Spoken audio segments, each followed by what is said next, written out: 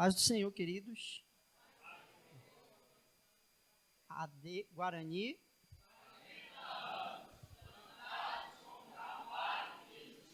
Amém. Vamos colocar de pé? Abra a Bíblia. Lá na segunda carta de Pedro.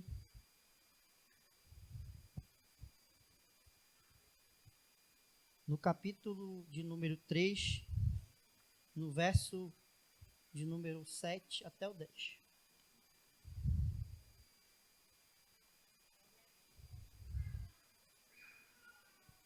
Segunda carta de Pedro, no capítulo de número 3, no verso de número 7 até o 10. Amém? Amém. Se quiser acompanhar no telão, façamos a leitura. Ora, os céus que agora existem e a terra, pela mesma palavra, têm sido entesourados para fogo, estando reservados para o dia do juízo e destruição dos homens ímpios. Há, todavia, uma coisa, amados, que não deveis esquecer, que para o Senhor um dia é como 1000 anos, e 1000 anos como um dia. Não retarda o Senhor a sua promessa, como alguns a julgam demorada. Pelo contrário, ele é longânimo para convosco, não querendo que nenhum pereça, senão que todos cheguem ao arrependimento. Virá, entretanto, como ladrão, o dia do Senhor, no qual os céus passarão com estrepitoso estrondo, e os elementos se desfarão abrasados. Também a terra e as obras que nela existem serão atingidas, e você senta glorificando ao Senhor. Amém.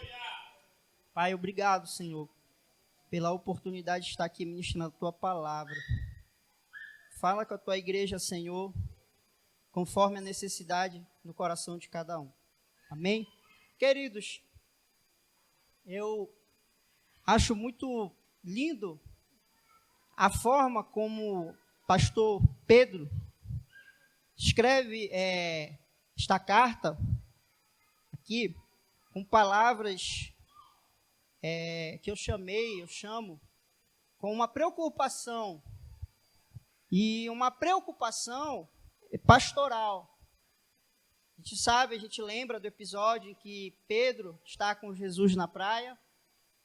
Jesus pergunta 3 vezes para Pedro se Pedro amava de fato Jesus.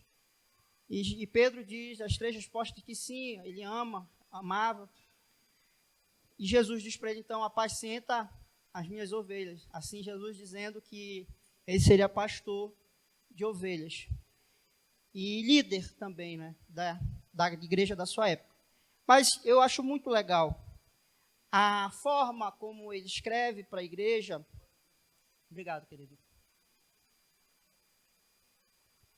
A forma como ele escreve para a igreja, demonstrando assim um carinho e uma preocupação pastoral com esta igreja da época, que estava enfrentando situações difíceis, com relação, mais especificamente, com relação ao surgimento dos falsos mestres, dos falsos profetas, que se levantaram no meio da igreja e queriam ensinar. Queridos, a preocupação do apóstolo Pedro é de que o ensino dele, como apóstolo, o ensino da palavra que ele estava ensinando, a preocupação dele é que aquilo ficasse vivo, latente, na memória das pessoas, da igreja, a qual ele escreve a carta. E o interessante, queridos, é que ele está sabendo que está próximo à sua partida. Ele mesmo diz, está próximo, no verso 14, estou prestes a deixar o meu tabernáculo, como efetivamente nosso Senhor Jesus Cristo me revelou. Mas, olha, o verso 15, sabendo que está próximo à morte dele, mas ele diz, mas de minha parte, esforçar-me-ei diligentemente por fazer que a todo tempo, mesmo depois da minha partida, conserveis lembrança no verso de número 13 também, ele diz, também considero justo que enquanto estou neste tabernáculo, despertar-vos com essas lembranças. Então, Pedro aqui, ele utiliza da repetição desses assuntos da carta, na carta, para que aquilo ficasse de fato fixo, guardado na memória dos seus leitores. A preocupação deles é que aquela igreja que estava ouvindo esta mensagem, estava lendo estas palavras aqui de Pedro, é que o ensino ficasse vívido. Para quê? Para que eles não fossem enganados pelos falsos ensinos que estavam sendo ensinados já naquela época. Volto a dizer que a igreja estava sofrendo com esses falsos ensinos, com esses falsos mestres. Então, Pedro sabia que a única forma de combater um falso ensino e de não deixar com que o falso ensino entre no coração do cristão é através da palavra, é através de conservar na memória a palavra, o entendimento da palavra, o conhecimento da palavra. Queridos, vamos fazer uma breve análise da carta. No capítulo de número 1, ao verso de número 3, que até ao verso de número 4, ele vai falar sobre um divino poder e as preciosas promessas. E ele fala sobre esse divino poder, ele diz que o divino poder, ele está operando, esse divino poder que vem da parte de Deus, está operando na igreja. E esse operar desse divino poder providencia o divino poder do Senhor, do nosso Deus, providenciou e providencia, porque eu falo providenciou por causa da época que estava escrevendo, e porque eu falo providencia, porque esse divino poder está até hoje no nosso meio, atuando, operando. Esse divino poder providenciou para a igreja, para o povo, para os eleitos, tudo o que eles precisam para ter uma vida de santidade plena na presença do Senhor. Ou seja, o versículo do 3 ao 4 é um chamado à santidade. O nosso Deus quer que eu e você, nós, como igreja, vivamos em santidade. E para isso, ele deixa o seu divino poder em nosso meio, operando. Ele deixa esse divino poder operando em nosso meio, no sentido de providenciar todos os meios necessários para que a gente alcance uma vida de santidade, uma vida espiritual plena. Sabe o que ele está falando aqui? De maturidade. O Senhor requer de nós que a gente alcance a maturidade. E para isso, ele deixa o seu divino poder. Mas só que ele diz aqui no verso de número 3, que para que haja uma operação desse divino poder, olha, eu vou ler o verso 3, visto como pelo seu divino poder nos têm sido doadas todas as coisas, que conduzem à vida e à piedade, pelo conhecimento completo daquele que nos chamou, para que haja esse divino poder operando em nós, a gente deve crescer no conhecimento daquele que nos chamou. Quem te chamou, a igreja? Ele está dizendo, conforme você cresce no conhecimento, e esse conhecimento aqui no original aqui, queridos, é uma palavra que remete à particularidade ou experiência. Esse conhecimento aqui, conforme você vai crescendo nessa experiência com o Senhor Jesus que te chamou, esse divino poder vai operando em você, e você vai tendo em você as qualidades e os atributos que Deus requer que você alcance na sua caminhada cristã. Você está compreendendo isso? Ele fala do divino poder. Também agora ele fala também das divinas promessas. E essas promessas, queridos, interessante dizer que ele ensina que essas divinas promessas, que ele chama muito preciosas promessas, elas nos tornou coparticipantes da natureza divina. Queridos, olha só, vou repetir. Essas promessas do Senhor para nós, a igreja, nos tornou coparticipantes da natureza divina do Senhor. Quando ele fala de natureza divina aqui, ele está dizendo aqui, queridos, dos atributos de Deus. E na escola bíblica dominical, a gente aprende que Deus tem os atributos incomunicáveis e os atributos comunicáveis. Os atributos incomunicáveis, eles são pertencentes somente ao Senhor. Só Ele tem esse atributo. E que atributo é? Quais atributos são? Onipotência, onipresença, onisciência. Só Ele é detentor desse atributo. Esse atributo é incomunicável. Mas aqui, os atributos comunicáveis, que ele está falando aqui, esse atributo comunicável, que é pertencente à natureza divina do Senhor, ele diz que essas promessas do Senhor nos tornaram participantes, ou seja, hoje você pode ter evidenciado em você os atributos comunicáveis do Senhor, que são o quê? Amor, graça, santidade, justiça. Sabe o que ele está dizendo? Que hoje eu e você, nós, igrejas, somos co-participantes da natureza divina. A gente pode ter esses atributos também em nós, por causa das suas preciosas e muito grandes promessas, querido. Mas, no capítulo 1 e no verso 5 até o 9, interessante que ele fala isso para a igreja, só que ele chama a atenção da igreja. Ele diz no verso 5 e 9, que a igreja agora, sabendo de tudo isso, que tem esse divino poder e que nós somos co-participantes da natureza divina do Senhor, ou seja, podemos ter esses atributos, Deus fez e faz a sua parte, mas também o Senhor requer de nós que a gente também venhamos a fazer a nossa parte. É por isso que ele diz no verso 5 ao 9, reunindo toda a vossa diligência. Olha só. Por isso mesmo, vós reunindo toda a vossa diligência, associai com a vossa fé a virtude, com a virtude o conhecimento. Ele está dizendo que o cristão, ele deve ter, sabendo dessas coisas aqui, ele deve se esforçar todos os dias na sua caminhada cristã para ter essas 7 qualidades que eu falei aqui.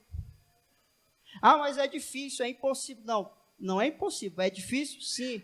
Mas eu quero dizer que sobre mim e sobre você há um poder atuando para fornecer para você todos os meios necessários para que você alcance essas qualidades. Ele está falando aqui de excelência, ele está falando aqui de maturidade cristã. O Senhor requer de nós que nessa caminhada cristã que nós estamos, a gente alcance a maturidade. Então, ele fala de diligência. Diligência o que é? É se esforçar. É se esforçar em quê? Em obter essas qualidades. Que qualidades? Virtude, conhecimento, domínio próprio, perseverança, piedade, fraternidade e amor. Deve haver da igreja e do membro do corpo de Cristo, eu estou falando individual também, deve haver uma preocupação para que essas qualidades, deve haver um esforço, uma luta. Todos os dias essa pessoa deve se esforçar para ter no seu caráter, para ter na sua fé essas qualidades. Ele deve haver preocupação. E ele diz assim, e ele conclui dizendo no verso de número 10, no verso de número 8, porque estas coisas existindo em vós e aumentando, olha só, existindo em vós e aumentando, que coisa? Essas qualidades, essas coisas existindo em vós e aumentando, fazem com que não sejais inativos nem infrutíferos. Ele está dizendo, o cristão que se preocupa com isso, em obter essas qualidades aqui, os frutos, em obter o fruto, né? É o fruto. Se preocupe em obter esse fruto aqui, ele não vai ser um cristão inativo, parado, ele não vai ser um cristão infrutífero, muito pelo contrário. Se essas qualidades existirem e aumentando, crescendo, note que é uma caminhada, vai crescendo, se existir em você, sabe o que ele está dizendo? Que você vai ser um crente frutífero e ativo. Na obra do Senhor? Sim, não somente na obra, mas em todas as áreas da tua vida. E interessante dizer que ele conclui aqui, em contrapartida, ele diz que aquele que não se preocupa em obter crescimento nesse sentido aqui, ele diz que é uma pessoa cega que se preocupa somente com as coisas terrenas, olha só. Uma pessoa que não se preocupa com as coisas espirituais, uma pessoa que não se preocupa em obter essas qualidades, e essas coisas são espirituais para a nossa vida. Uma pessoa que vive uma vida espiritual desregrada, ele está dizendo que é uma pessoa cega e que se preocupa somente com as coisas terrenas. Olha só o paralelo que ele faz. E ele encerra dizendo aqui que, no verso número 11, pois desta maneira é que vos será amplamente suprida a entrada no reino eterno do Senhor e Salvador Jesus. Sabe o que está dizendo aqui? Que a porta do céu está aberta sobre você que se preocupa com essas coisas para suprir as tuas necessidades espirituais. É isso que ele está falando aqui. Que a porta do reino de Deus, a porta dos céus, as provisões dos céus estão supridas sobre você. Que o Senhor, nesse percurso que você está de aperfeiçoamento, Ele vai te ajudar. Mas, Vitor, o que tem a ver com o capítulo 3 que você leu, que é a respeito da volta de Cristo? Tem tudo a ver. Porque a pessoa que se preocupa com isso aqui, a pessoa que se preocupa em obter essas qualidades, essas 7 qualidades aqui no seu caráter, sabe o que ela está dizendo para Cristo?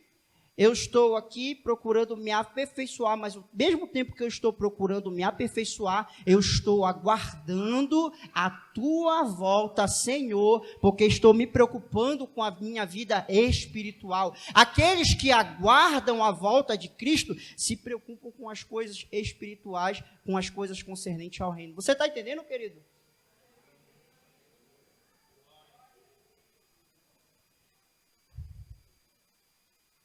Queridos, agora ele vem para a vinda do Senhor. Ele falou tudo isso daqui. E ele fala que a porta do céu está suprida do reino eterno do nosso Senhor e Salvador Jesus Cristo. Agora, no verso de número 16, ele vem falando da volta de Jesus. Mudou de assunto? Não. Por quê? Olha só, no verso de número 16, olha o que diz. Porque não vos demos a conhecer o poder e a vinda de nosso Senhor Jesus Cristo, seguindo fábulas engenhosamente inventadas. Sabe qual é o problema que essa igreja estava enfrentando? É porque os falsos mestres, que saíram do meio da igreja, estavam zombando da volta de Jesus. Estavam escarnecendo da volta do Senhor. Eles entraram num caminho de ceticismo, que eles não acreditavam mais na volta de Cristo. Agora, Pedro, com a sua preocupação pastoral, ele escreve no verso de número 16, como que já introduzindo o capítulo 2, que vai falar de falsos mestres, ele diz assim, a volta de Jesus, não falamos a respeito da volta de Jesus, seguindo fábulas engenhosamente inventadas. Você sabia que a estratégia desses falsos mestres para angariar pessoas era através de pregações fabulosas? Eles construíam narrativas fabulosas, inventadas, para tentar angariar seguidores, para conseguir seguidores para o seu lado, para conseguir discípulos. Então, eles inventavam falsas fábulas engenhosamente inventadas. Aí Pedro pega esta palavra e diz assim, não, quando nós falamos da volta de Cristo, não é uma fábula engenhosamente inventada, é um fato. A volta de Jesus é um fato. E aqui eu falo, não sei o alcance da internet, mas talvez alguma pessoa que parte para o lado do racionalismo extremo, talvez possa dizer, principalmente se você pegar artigos científicos que falam de religião, que vão dizer que a volta de Jesus é fanatismo religioso, ou então é uma utopia, é uma fantasia, mas Pedro está dizendo não, a volta de Jesus não é uma utopia, a volta de Jesus não é uma fábula engenhosamente inventada, a volta de Jesus não é uma mentira, a volta de Jesus é uma verdade e acontecerá, o cético crendo ou não.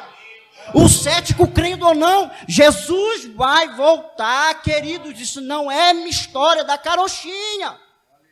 Eu digo para os céticos de plantão que tem problema com razão, eu digo para você que não é uma questão de razão, mas uma questão de fé, porque assim a igreja crê que Jesus vai rasgar esse céu e vai buscar a sua igreja. Não é, e pasmem, conforme as gerações vão se modernizando, aí vai surgindo mais racionais, mas eu oro para que o Senhor levante Pedros nessa geração para dizer que a vinda de Jesus não é uma fábula engenhosamente inventada, mas é uma verdade, é um fato. Mas apóstolo Pedro, em que está apoiada? Em que você se apoia para dizer que isso não é uma fábula? Primeiro ele diz, nós somos testemunhas oculares da majestade de Cristo. Você sabe o que está dizendo? Você sabe o que ele está falando? Eu andei com ele, eu vi ele, eu caminhei com ele, eu vi os milagres, eu vi a glória do Senhor. Ele não é uma coisa que se resume só ao terreno. Se levantaram muitos falsos cristos já na época de Cristo, mas esse aqui eu vi com os meus próprios olhos a glória e a majestade dele. Ele é um ser celestial, e tem mais, eu vi ele subir ao céu, e da mesma forma que ele subiu ao céu, ele vai voltar.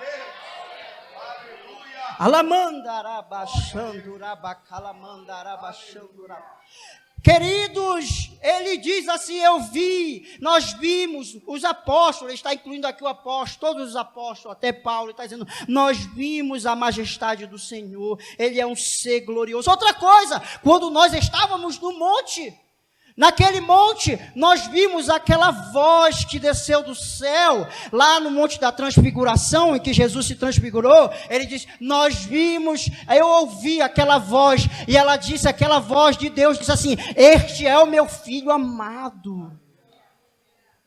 Sabe o que ele está dizendo? O próprio Pai chamou o filho, chamou Jesus de filho, e ao chamar de filho, ele é Deus. Não é algo comum, é algo glorioso, a majestade gloriosa do Cristo, é algo poderoso. Eu ouvi, não só ele, mas foi Pedro, Tiago e João, ouviram a majestade de Deus. Aí talvez alguém pode argumentar, tá Pedro, mas é a tua palavra contra a minha, eu quero fatos. Então aí ele diz aqui, ó, então tá bom, você quer fato? Peraí que eu vou mandar fato para você, falsos mestres. Peraí que eu... 19, temos assim tanto mais confirmada a palavra profética. Sabe o que ele está dizendo aqui? Que a palavra fala da volta de Cristo, que a palavra testifica que Cristo vai voltar, que a palavra testifica que Cristo é Deus, que a palavra testifica que Cristo é Messias. Ei, falsos mestres, olhem para a palavra profética. A palavra profética, ela afirma, olha para a vida de Jesus e compara com a palavra profética, tu vai ver se ele não cumpriu todas as profecias. Os profetas maiores falaram de Cristo, os profetas menores falaram de Cristo, os profetas maiores anunciaram a volta de Cristo, os profetas menores anunciaram o dia do Senhor. A palavra de Gênesis, Apocalipse anuncia a volta do Senhor. Para nós já bastava aqui o fato da testemunha ocular, porque a palavra que os apóstolos escreveram é palavra inspirada. Mas para os céticos, não. Mas ele está dizendo, analisa, olha as escrituras. Sabe o que ele está falando? Olha para as escrituras aqui, o Pentateuco, o Gênesis, você vai ver lá o próprio Evangelho falando do Cristo amado. Vai comparando escritura por escritura e tu vai ver se ela não fala. A gente não se apoia somente no nosso testemunho ocular, porque alguém pode dizer, a palavra contra a palavra. Mas ele está dizendo, olha para a palavra. Olha para a palavra. Aí olha que ele encerra dizendo, a palavra não foi inspirada jamais por qualquer profecia, foi inspirada por vontade humana, mas homens santos falaram da parte de Deus. Sabe o que ele está dizendo? A palavra ela é de Deus, e Deus está afirmando que Cristo vai voltar. A palavra anunciou a primeira vinda de Cristo. Você vai ver lá a primeira vinda de Cristo.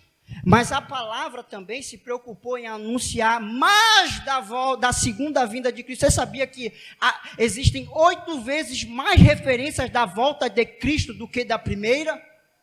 O que eu estou querendo dizer com isso? Se na primeira palavra profética, estou falando do Primeiro Testamento, as coisas, a vinda de Jesus se cumpriu com precisão, imagina a segunda vinda em que ela se preocupa de falar 8 vezes mais. Jesus vai voltar. E a minha oração, queridos, é que nesta geração, neste momento de transição que nós estamos vivendo, no ápice da modernização, em que os racionalistas surgirão novamente, em que eles dirão a ermos, as paredes, as pessoas zombarão da volta de Cristo. A minha oração é que o Senhor levante jovens, levante adolescentes, levante idosos, levante pessoas no seio da igreja para falar para esta geração que a vinda de Jesus é um fato, ela é verdadeira e ela se cumprirá. Queridos, esses falsos mestres se preparavam para combater as doutrinas do Senhor. Eles se preparavam. É por isso que Pedro fala aqui, por isso que eu disse que Pedro não está se contradizendo, tá? Pedro fala, acrescentai à vossa fé o conhecimento. Deve haver em nós a preocupação de conhecer, de entender, de crescer nesse conhecimento. Queridos,